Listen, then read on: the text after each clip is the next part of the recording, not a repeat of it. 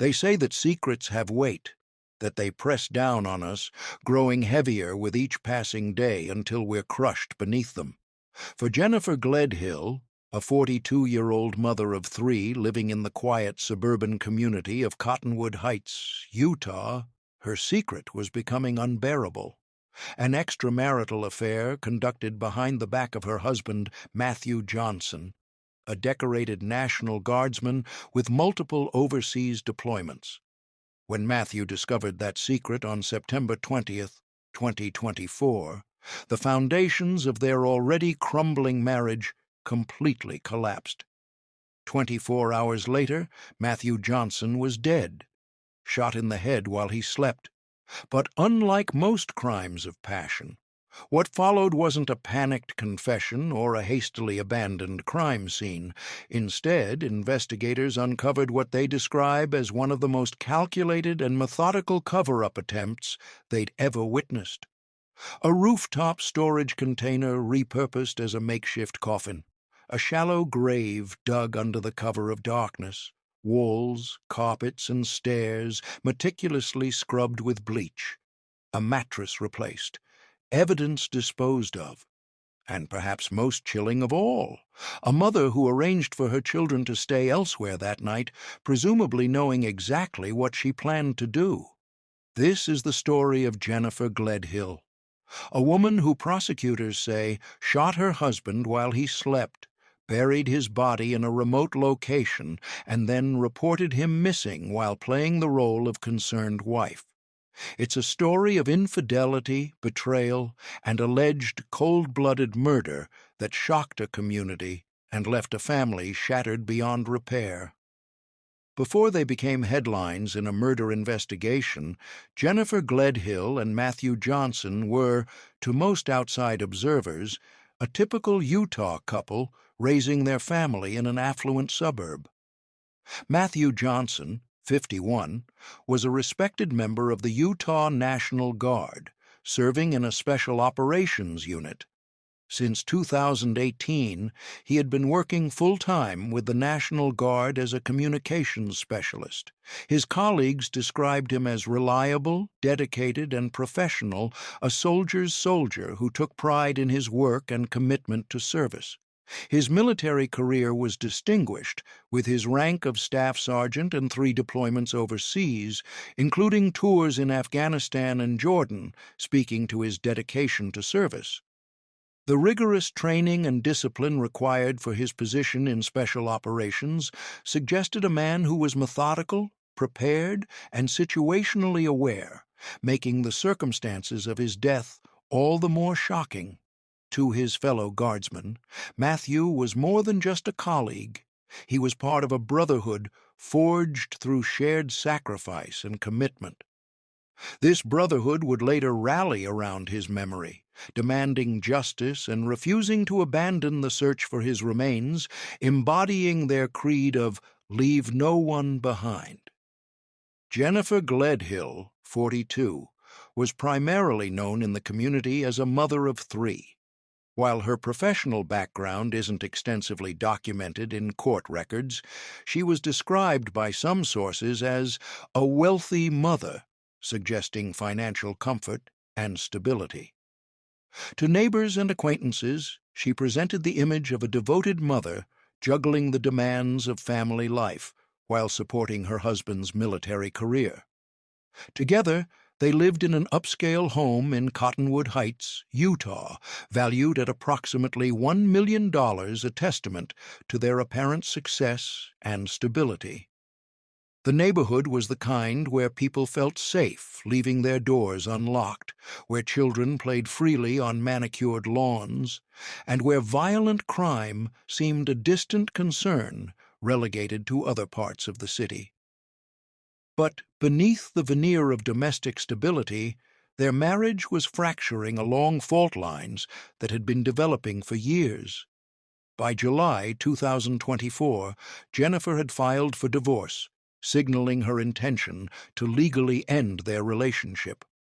The following month, she attempted to secure a protective order against Matthew, an effort that ultimately failed when the court found insufficient evidence of genuine threat. Court records from this period provide a revealing glimpse into their troubled relationship. When Jennifer sought the protective order, the court found her to be equally confrontational and described their marriage as highly dysfunctional. The legal documents paint a picture not of a one-sided abusive relationship, but of a toxic dynamic where both parties contributed to the escalating tension. One investigator even noted that Jennifer appeared to be an instigator and one to goad Matthew into a response in order to get him in trouble. This assessment suggests a pattern of manipulation that would later take on darker significance in light of subsequent events. Matthew's father-in-law later claimed that he suffered from PTSD, potentially stemming from his overseas deployments. The invisible wounds of war can profoundly affect even the strongest soldiers, altering their temperament and testing their closest relationships. Whether this played a significant role in their marital discord remains unclear, but it adds another layer of complexity to an already troubled relationship. What is clear is that by September 2024, Jennifer Gledhill was engaged in an extramarital affair, a fact that Matthew Johnson was about to discover, setting in motion a chain of events that would end in tragedy. On September 20th, 2024, the precarious balance of secrets and lies in the Gledhill-Johnson household collapsed completely. According to information provided by the man with whom Jennifer was having an affair, Matthew Johnson discovered the infidelity that day. The moment of discovery, perhaps finding incriminating text messages, overhearing a phone call, or being tipped off by a concerned friend, would have been devastating. For a man who had dedicated his life to honor and service, such a betrayal would cut especially deep. Matthew confronted Jennifer at their home, expressing his anger and hurt over the betrayal. The argument that ensued was reportedly intense and prolonged. A neighbor would later corroborate this account, reporting that they overheard the couple arguing late into the night of September 21st and into the early hours of September 22nd.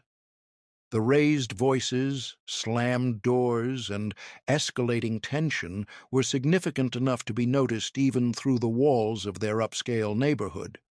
The revelation of the affair appears to have been the catalyst for what prosecutors believe happened next, a premeditated murder carried out while Matthew slept.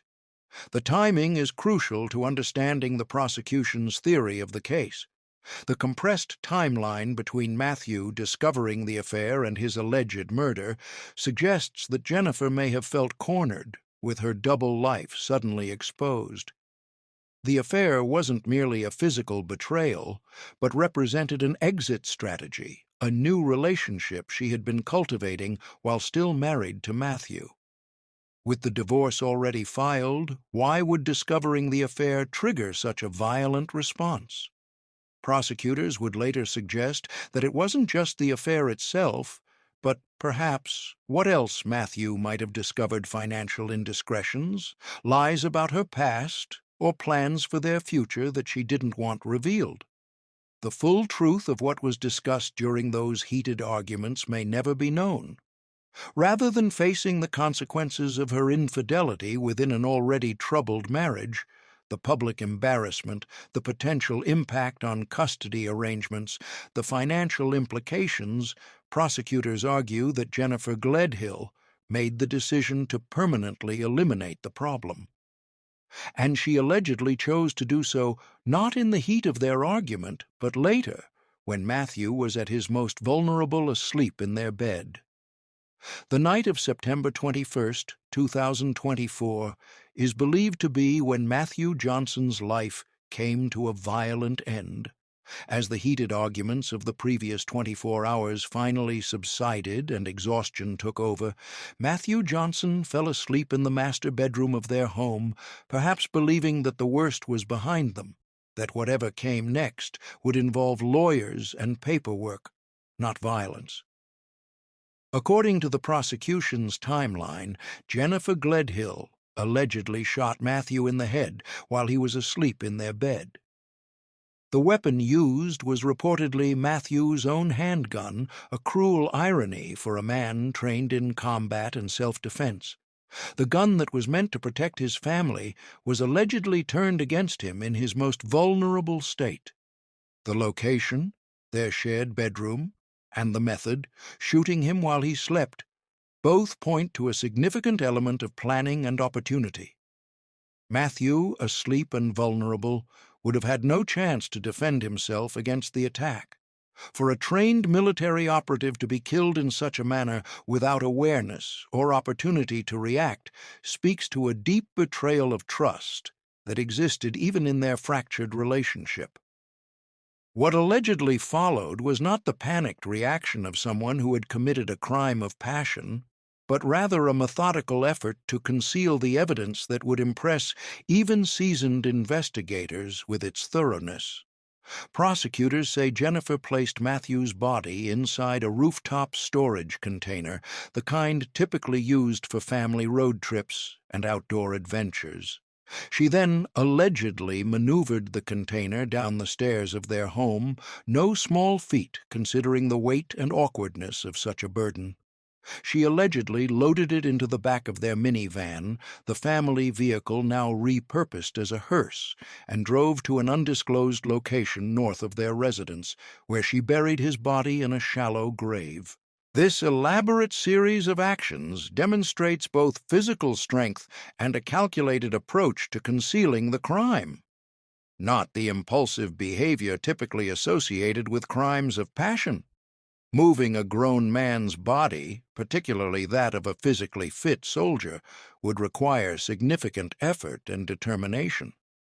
The planning involved suggests premeditation rather than panic.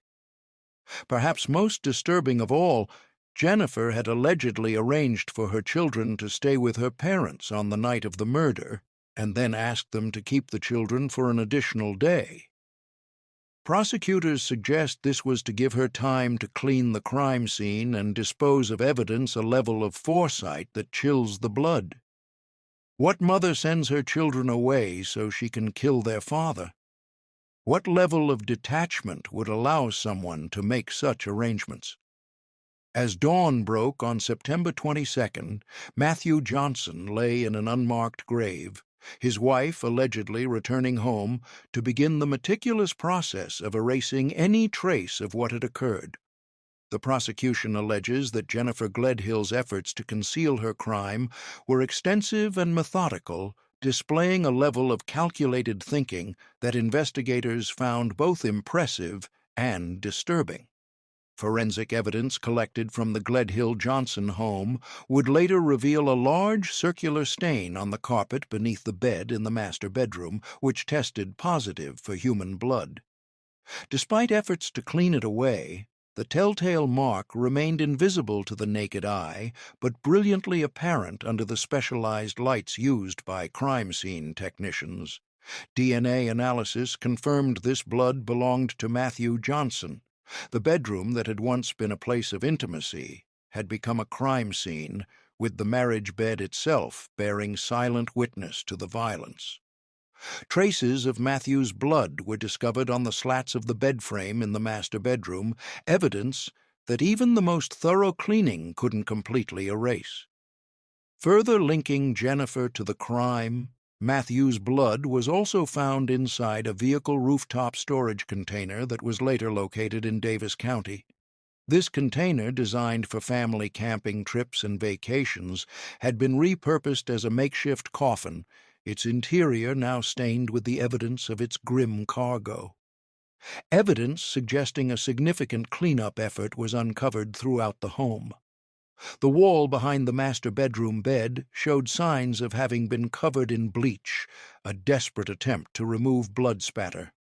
A strong odor of chlorine was detected in the basement, and bleach discoloration was observed on some of the stairs, suggesting the path taken as the container was moved through the house. Surveillance footage from September 22, 2024, captured Jennifer meticulously cleaning her vehicle at a gas station in Centerville, potentially indicating an attempt to remove blood evidence. The ordinary act of washing a car transformed into a crucial piece of evidence, the timing and thoroughness of the cleaning suggesting something far more sinister than routine maintenance. Digital evidence in the form of phone tracking and GPS data further supported the prosecution's narrative. In an age where our devices track our every movement, Jennifer's phone became a silent witness against her. Records showed that her phone traveled from her residence on September 21st to the area where Matthew's truck was later discovered, abandoned just blocks from their home, in an attempt to support her story that he had simply left. GPS data from her phone on September 22nd indicated that she traveled north towards Davis County, coinciding with where the storage container containing Matthew's blood was found. The GPS data also placed her in another area of Davis County, where a mattress from the couple's home was found, along with pillows wrapped in a rug identified as belonging to them. The rug was particularly significant as it was recognized from a photograph taken in 2023 featuring Matthew Johnson standing next to it, a happy family moment, now serving as evidence in his murder investigation. On September 24th, 2 days after the alleged murder, Jennifer contacted police to report a domestic violence incident. She showed officers bruises on her body, claiming Matthew had beaten her on September 20th during an encounter that began with consensual sex after they had been drinking whiskey. This preemptive report seemed calculated to establish Matthew as abusive, potentially setting up a self-defense claim if his body was found. However, her story was contradicted when her lover told police that Jennifer had admitted the bruises came from moving Matthew's body and cleaning the mess in the house, turning what she had presented as evidence of victimhood into evidence of her guilt. 4 days after the alleged murder, on September 28, 2024, Jennifer finally reported Matthew missing to authorities.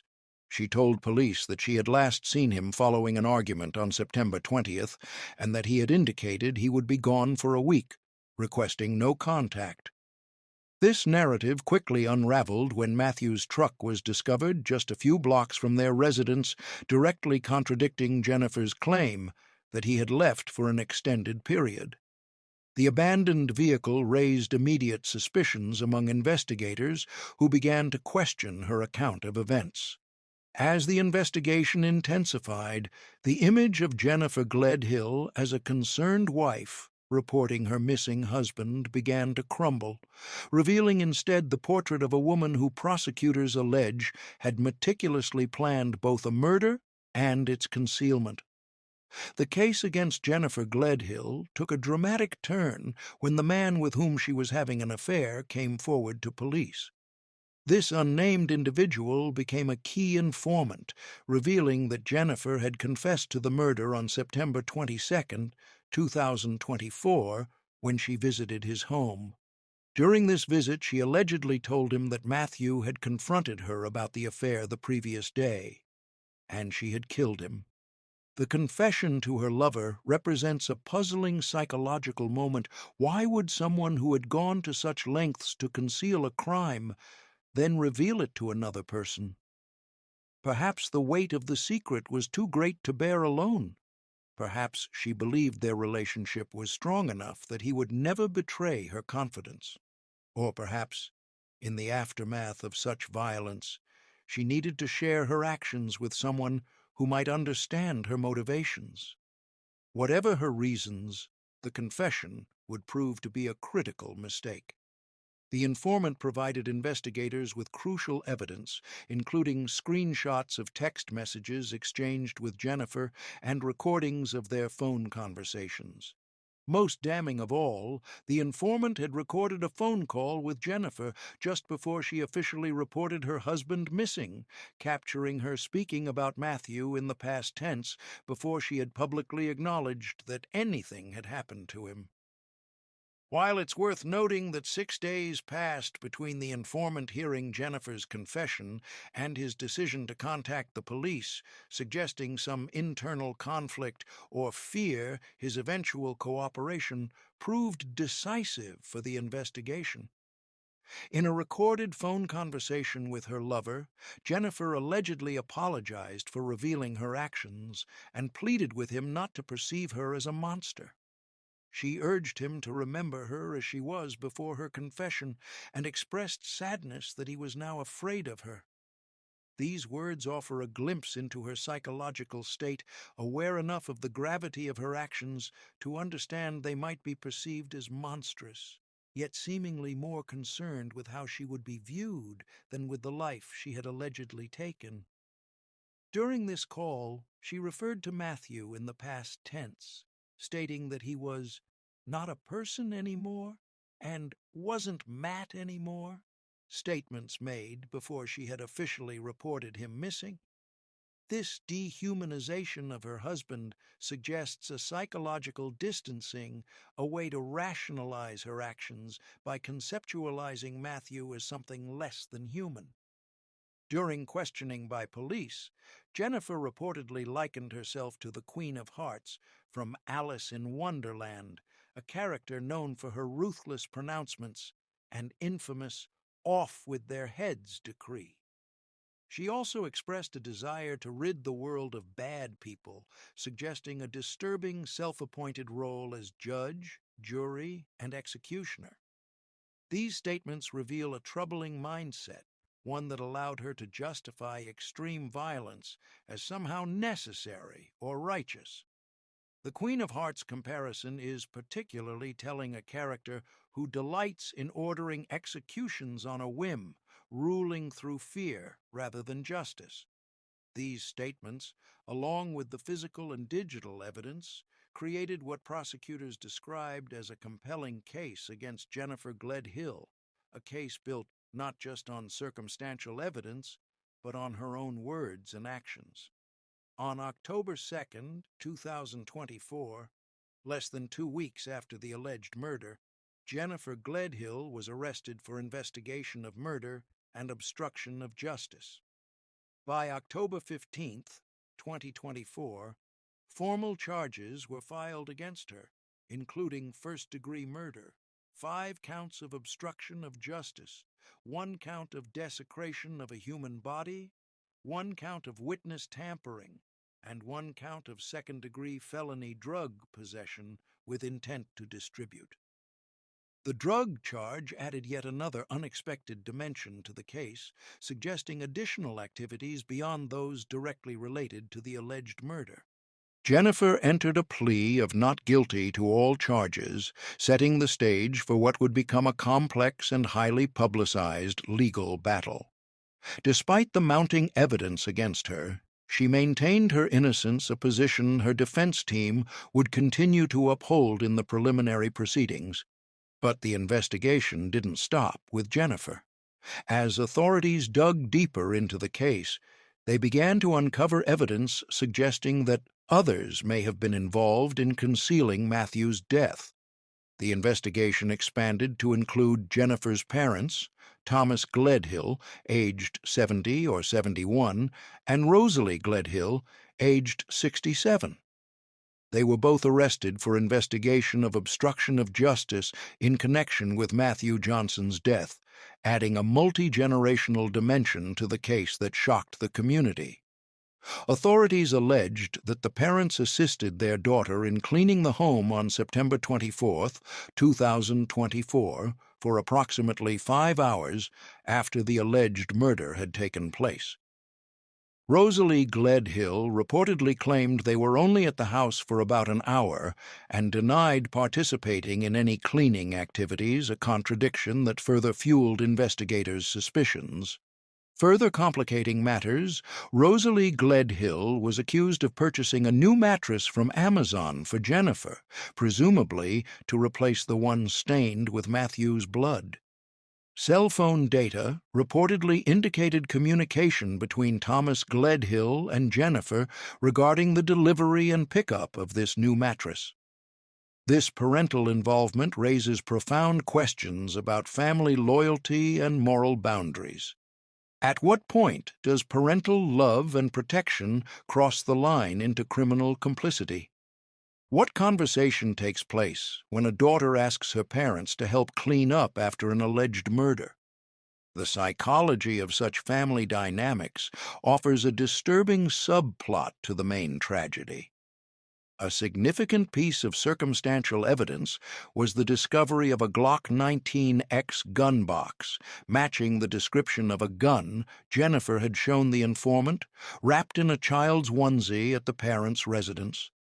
The juxtaposition of a weapon container and a baby garment creates a jarring image, the instruments of both life and death wrapped together in a single package.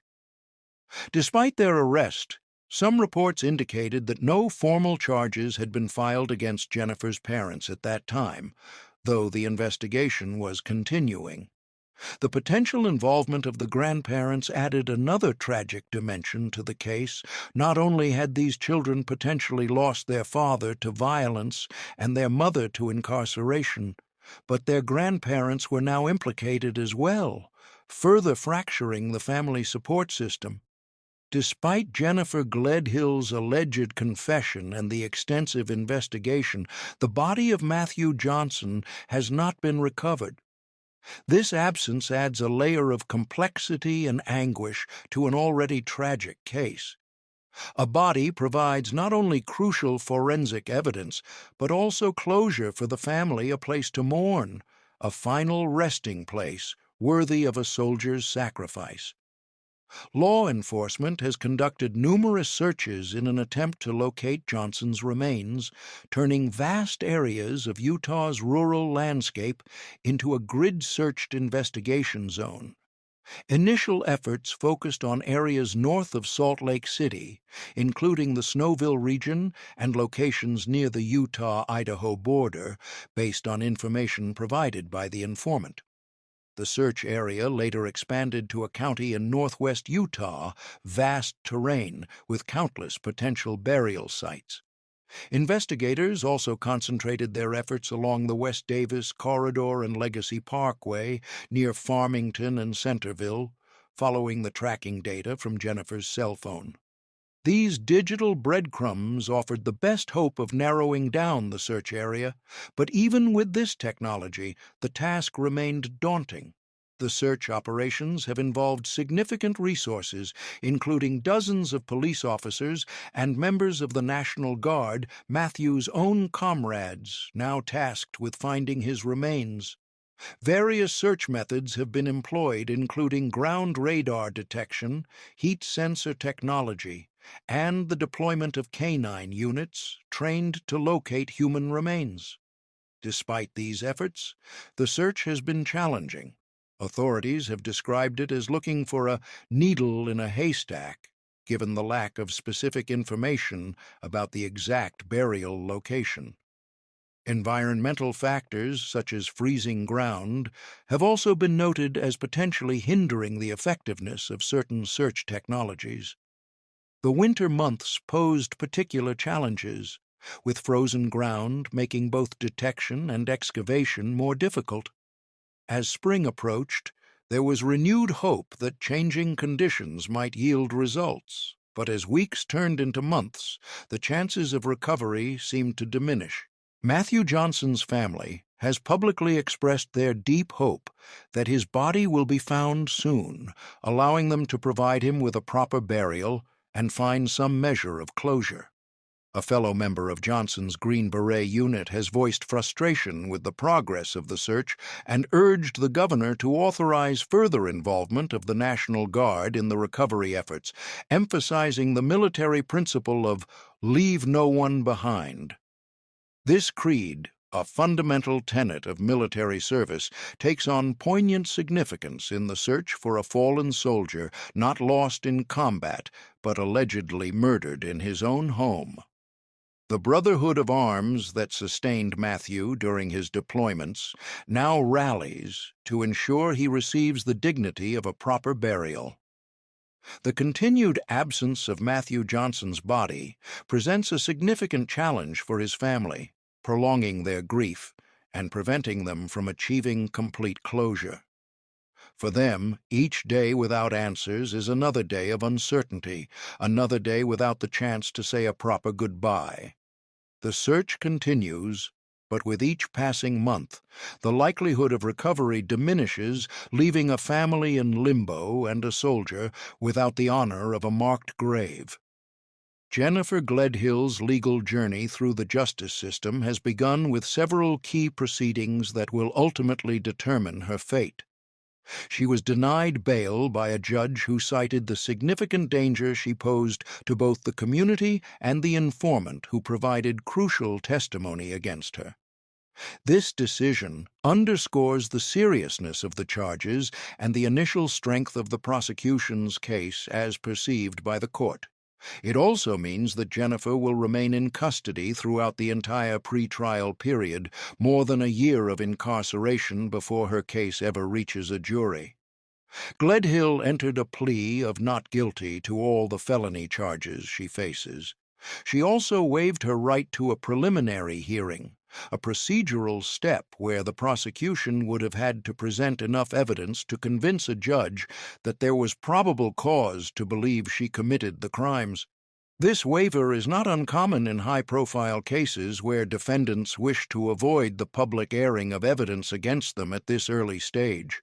A jury trial for Jennifer Gledhill has been scheduled to commence on December 8, 2025, and is expected to continue for 8 days, concluding on December 17, 2025. This timeline means that more than a year will pass between the alleged crime and the trial, a period during which evidence will be analyzed, witnesses interviewed, and legal strategies developed. In the lead-up to the trial, a deadline for filing any pretrial motions was set for early August 2025, and a pretrial conference is scheduled for November 6, 2025. The presiding judge indicated that the November conference would be the final opportunity for Gledhill to potentially change her plea, suggesting the possibility of ongoing negotiations between the defense and prosecution. The court also addressed the sensitive issue of Gledhill's contact with her 3 children. A judge issued a no-contact order, preventing her from communicating with them.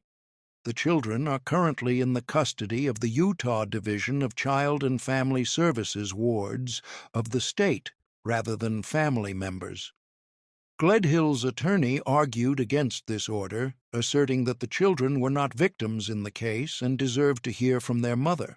However, the court maintained the no-contact order, likely due to the children being potential witnesses in the upcoming trial and concerns about their psychological well-being. This separation from their mother compounds the tragedy for the children already having lost their father. They now face a prolonged period without contact with their mother.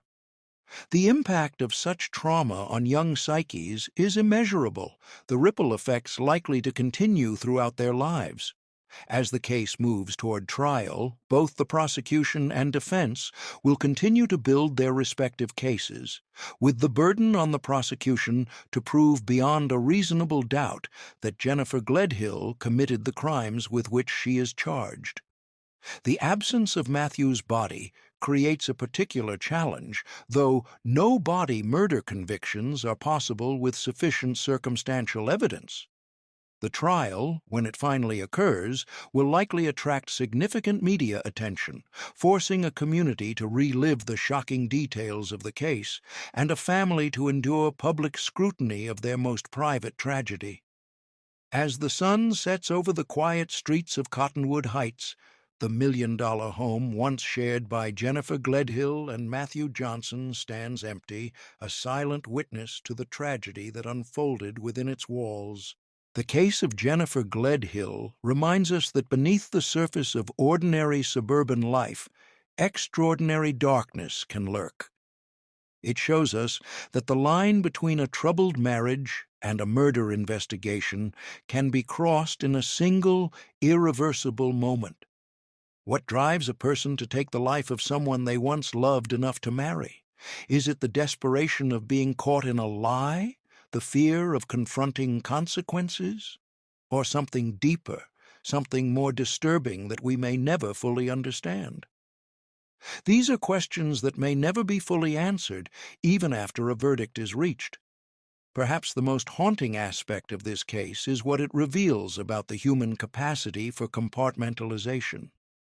How Jennifer Gledhill allegedly could arrange for her children to stay elsewhere, shoot her husband in the head while he slept, transport and bury his body, meticulously clean the crime scene, and then return to the routines of daily life, reporting him missing as if nothing had happened. For Matthew Johnson's family, justice feels incomplete. Somewhere, perhaps in the vast rural expanses north of Salt Lake City, the body of a decorated soldier lies in an unmarked grave. His family cannot bury him with the honor he deserves. His children cannot say a proper goodbye to their father. And what of those children? 3 young lives, forever altered by actions they had no part in. Now in state custody, separated from both parents, one allegedly by their mother's hand, the other potentially by her choice. As Jennifer Gledhill awaits her trial in December 2025, the community continues to grapple with the shocking nature of the allegations against her. A mother accused of murder, a soldier allegedly killed in his own bed, parents implicated in covering up their daughter's crime. In courtrooms and living rooms across Utah, people will continue to ask themselves how well they really know their neighbors, their friends, their family members. Because in the end, that's what makes this case so disturbing. Jennifer Gledhill wasn't a hardened criminal with a lengthy record. She was a mother, a wife, a daughter, someone who, by all appearances, was living an ordinary life. Until she wasn't. As this case moves toward its conclusion in the justice system, we're left to wonder, how many other secrets lie buried just beneath the surface of the lives around us? And what terrible weight might they carry? Don't forget to subscribe to True Crime Diaries and click on the notification bell to stay updated on our next episode.